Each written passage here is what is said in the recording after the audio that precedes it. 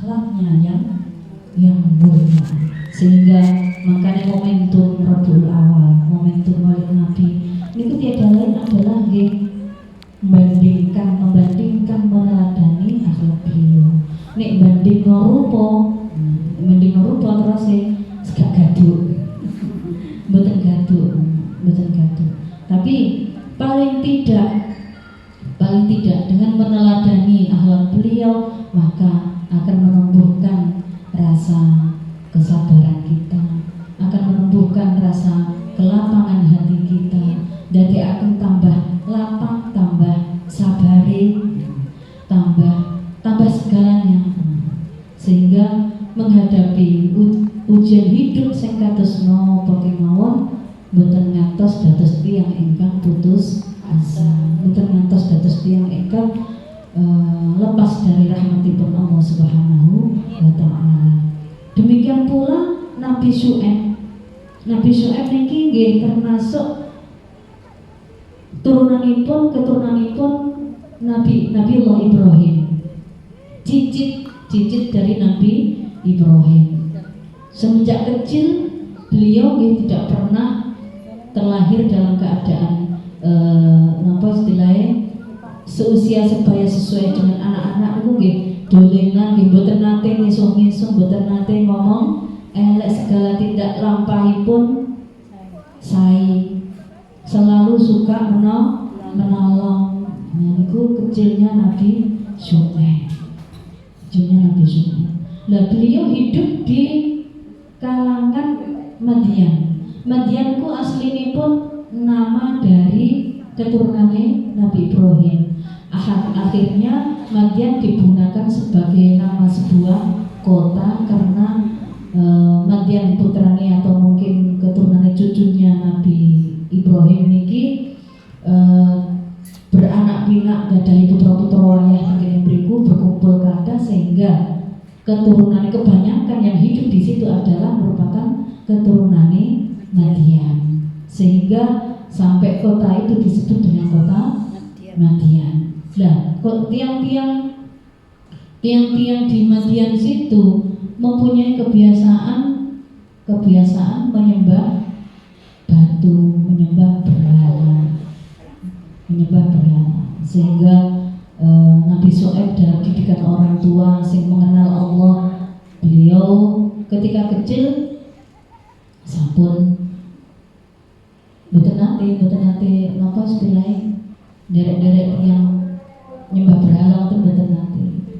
Ketika tumbuh besar, terus kemudian Allah mentakdirkan beliau menjadi seorang rasul diutus untuk berdakwah. Kelebihan Nabi Syu'aib menika beliau mempunyai kelebihan mudah berkomunikasi dengan orang lain, sehingga akhirnya banyak orang yang tertarik dengan dakwah itu Nabi Syu'aib. Akan tetapi akeh-akeh zaman siang itu masih banyak orang sing menentang, masih banyak tiang sing istilahnya boten purun mengikuti ajarannya Nabi Syu'aib niku wau. Keranten mereka merasa ini adalah merupakan kebiasaan nenek moyang kita seperti ini. Lah sampeyan ku lho sapa? Bocah lagi wingi kok ngongkon-ngongkon. Kamu dalam keadaan orang yang lemah, kamu tidak punya kekuatan, kamu tidak punya jabatan ibaratnya. Sapa awakmu kok iso seperti itu? Sehingga mereka tidak mau beriman kepada Allah. Merasa karena aku pangkatku sik luwih dhuwur ambek awakmu kok. Sehingga mereka tidak ada yang mau menerima ajakan daripada Nabi Syu'aib.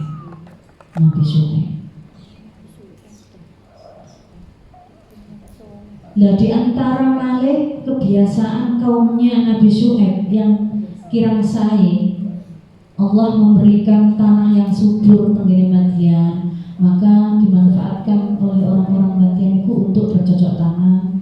Jadi kebanyakan mereka itu berdagang, menjual hasil pertaniannya, terus kemudian dari hasil pertanian, hasil perdagangan inilah yang pada akhirnya menimbulkan sikap kecurangan di kalangan orang-orang Madian. Sehingga kathah tiang-tiang sing orang-orang yang kaya semakin kaya, yang miskin semakin miskin. Kraton gini kau sering berbuat curang. Dados timbangannya itu diganjeli watu. Timbangannya sering diganjeli watu. Sehingga kadose iku wis beb, tapi ternyata hitungannya nek sapa ditimbang dhewe nang omah tasik kira. Nah, niku. Sehingga datangnya Al-Qur'an niku Allah menyindir, menyampaikan wahyipun itu wa ila madyana akhahu syu'aiba qala ya qaumi i'budullaha ma lakum min ilahin ghairuh qad ja'atkum bayyinatun min rabbikum. Napa niku? Wala tabkhasun nas asya'ahum fa'auful kaila wal mizan. Fa'auful kaila, maka dawuh ini fa'auful kaila wal mizan wala tabkhasun nas asya'ahum wala tufsidu fil ardi ba'da islahiha dzalikum khairul lakum in kuntum mu'minin. Mengajak orang-orang agar jangan sampai berbuat curang, jangan sampai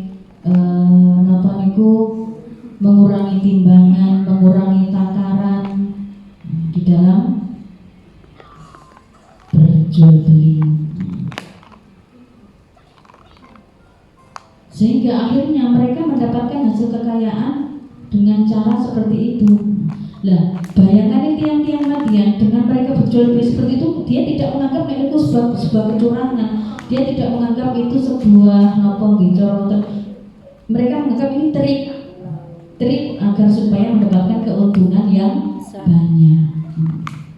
Tidak menganggap itu sebuah kecurangan. Oleh karena itu, dalam syariat Islam, maka di dalam berdagang dianjurkan agar jangan sampai kita mengurangi timbangan. Ini bisa diluwi tambah lebih baik. Dan insya Allah apabila kita menetapi aturan syariat, akan diberikan keberkahan di dalam perniagaan, akan diberikan keberkahan di dalam jual beli yang kita lakukan.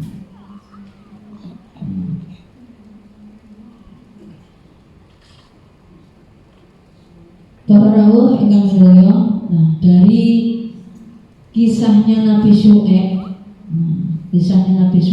keranten mereka tidak ada yang mau napa istilahnya dianggap Nabi Syu'aib ini merupakan orang sing menghalang-halangi ya apa yang jadi kebiasaan nih iki wis dadi kebiasaan terus ya koyo ngene iki wong dodolan biyen ya koyo ngene iki dianggap napa istilahnya malah ndadekno hal yang tidak baik. Sing sakjane kene awak dhewe iku iso dadi luwih bathi akeh, saiki tambah gak iso oleh bathi gara-gara Syu'aib misalnya terus ngoten. Pak Syu'aib. Gara-gara Syu'aib. Akhirnya mereka memberikan ancaman dan sebagainya sampai kemudian Nabi Syu'aib bermohon kepada Allah, ibaratnya ngoten cara ngoten pun mentok anggenipun ngajak-ngajak, anggenipun berusaha untuk berdakwah kepada kaum Madian mriku. Kemudian berdoa kepada Allah agar Allah menurunkan azabnya, dan kemudian Allah mengabulkan permintaan doa dari Nabi Syu'aib, dan Nabi Syu'aib diperintahkan kepada para pengikutnya agar supaya berpindah tempat, sehingga sakmantunipun niku Nabi Syu'aib donga teng Gusti Allah dan mendapatkan isyarat saking Gusti Allah. Akhirnya beliau bersama pengikutnya melaksanakan hijrah di beda tempat dengan suatu daerah. Dan setelah ditinggal Nabi Syu'aib niku, maka orang-orang Madian mendapatkan azab dari Allah yang berupa apa? Berupa kekeringan tanaman-tanaman mereka hasil panen, tanaman-tanaman hasil pertanian mereka mengalami kekeringan, kemarau yang berkepanjangan, yang pada akhirnya kekurangan air, kemarau yang berkepanjangan, terus kemudian mendapatkan gempa, azab gempa dari Allah. sudah diingatkan oleh Nabi Syuaib, apakah kamu tidak ingat? Padahal orang-orang Madian itu adalah merupakan anak turunnya Nabiullah Ibrahim yang sebelum-sebelumnya tentu juga pernah mendengar kisahnya Nabi Lut, kisahnya kaumnya Nabi Nuh, kisahnya kaumnya nabi-nabi sebelumnya yang sudah mendapatkan azab dari Allah. Akan tapi mereka tidak memperdulikan. Nah, pada akhirnya Allah memberikan azab yang berupa gempa, terus kemudian angin puting beliung panas, sampai akhirnya sak kampung sedoyo niku orang-orang kafir semuanya mati meninggal karena gempa dan angin puting beliung yang panas itu.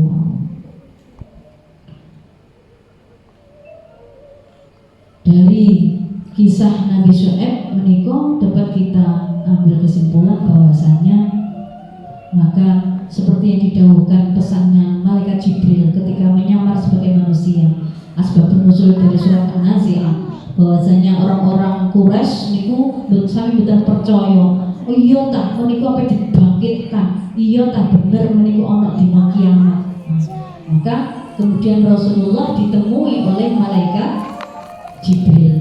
Nah, ketika ditemui malaikat Jibril ini yang disampaikan malaikat Jibril ini kata, ya Muhammad, wahai Muhammad, bukan kok ya ayuhan Nabi, wahai Nabi, tidak.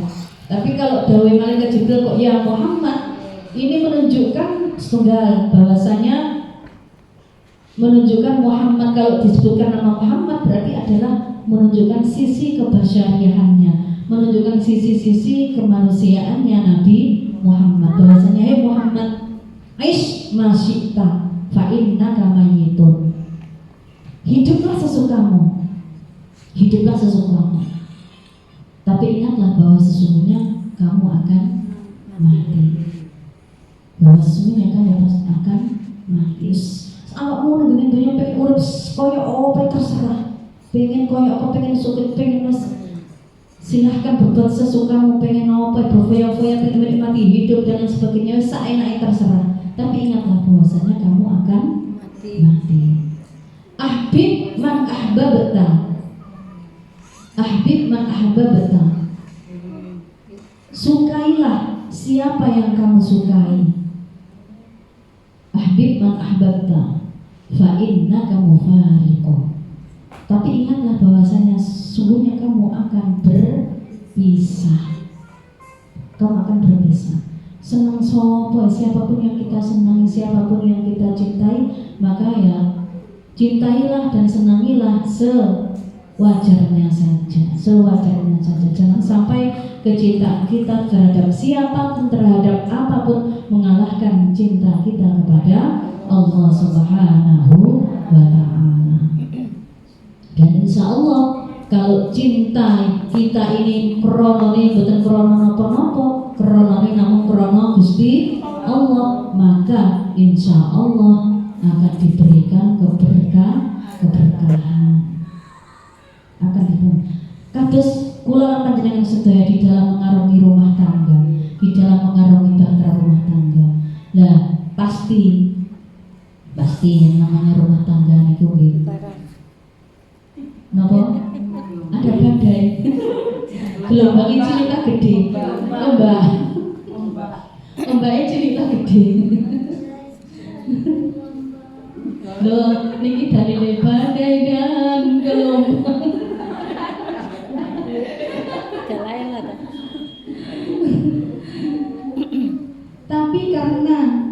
Tapi karena cinta kita kepada orang yang kita cintai, itu bukan karena apa-apa, tapi karena Gusti Allah. Ini sampo gak karena Gusti Allah tak tinggal sampean. Nggih.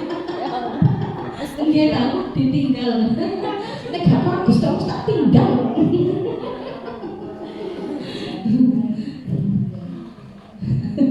Loh, keliling tukang beca.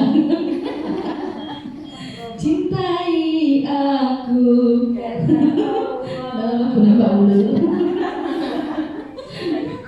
Sayangi aku. Oleh karenanya titik tertinggi di dalam dalam keluarga, titik tertinggi di dalam rumah tangga, maka itu kalau sudah muncul rahmah, muncul kasih sayang. Dan ini yo gak boleh krono apa-apa. Ya Allah ya, wis piye iki yo bojoku. Belum tentu nanti kalau saya menikah dengan orang lain tentu akan lebih baik, tapi yo buka roh. Sekarang ini dia adalah menjadi pendampingku, menjadi imamku, maka ini adalah orang yang terbaik yang diberikan Allah untuk saya. Sehingga apapun kekurangannya, maka jangan lihat, maka lihatlah kelebihannya. Setiap orang pasti mempunyai kekurangan, karena kita menikah dengan manusia. Nek pengen ndelek sing sempurna, nikah karo malaikat. Sehingga titik tertinggi dalam rumah tangga itu adalah merupakan rahmah, rahmah. Terus ini dewi rahmah adalah kalau sudah muncul rasa kasih sayang. Kasih sayang itu welas. Wis gak krono apa-apa, ya Allah sakno. Nggih, wis sakno ya apa sakno. Maka jika tumbuh rasa welas dalam diri kita, jadi cintanya ini bukan krono apa-apa, tapi krono Gusti Allah, karena dia adalah anak kita, karena ia adalah anak kita. Maka cinta kita kepada anak kita bukan karena apa-apa ya, cintanya karena Allah mengharapkan anak kita mudah-mudahan anak itu mau jadi anak sing apik, jadi sing saleh, jadi anak sing saleh.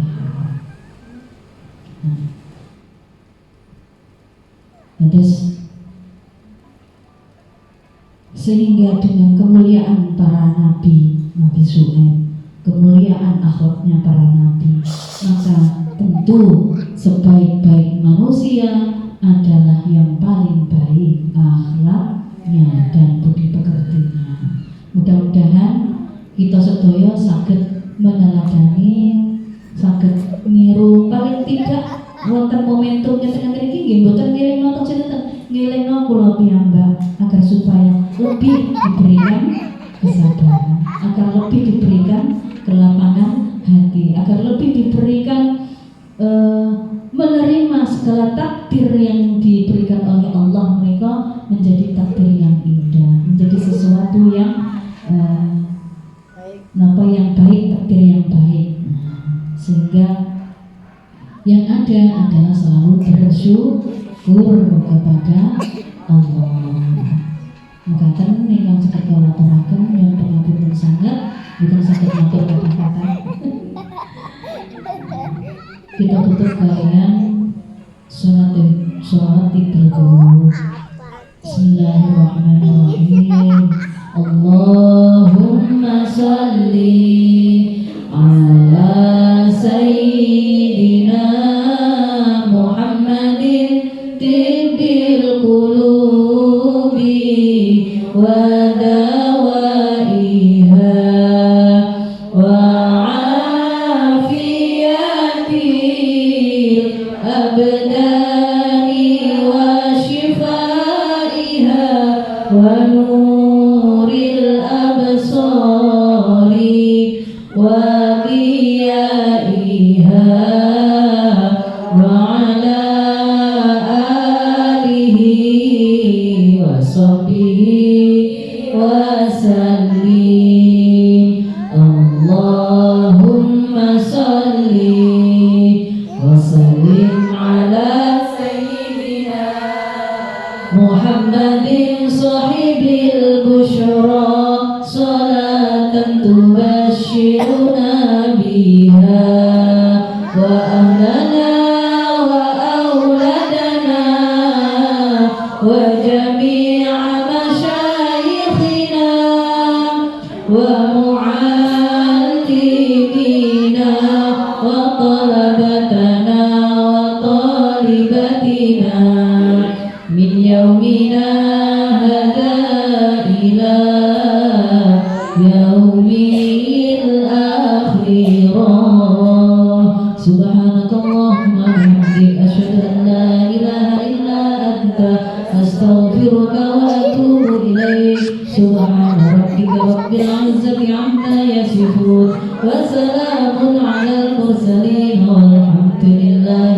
rabbil alamin.